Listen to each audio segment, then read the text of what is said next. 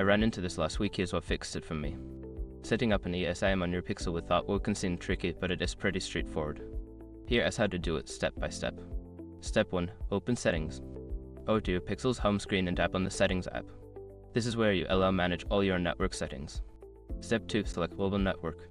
In the Settings menu, find and select the network and internet. Then, tap on Mobile Network to access your SIM settings. Step 3. Add Carrier. Look for the option that says Add Carrier or Add eSIM. This will allow you to start the process of adding your OE ESIM. Step 4. Scan QR code. Outwall will provide you with a QR code to scan. Use your Pixel's camera to scan the code, which will automatically configure your ESIM settings. Step 5. Confirm activation. Once the QR code is scanned, follow the prompts to confirm the activation of your ESIM. You may need to restart your device to finalize the setup. Sometimes, if you don't see the Add Carrier option, make sure your phone is updated to the latest software version. I hope this helps you get your ESIM set up easily. If you have any questions, feel free to ask.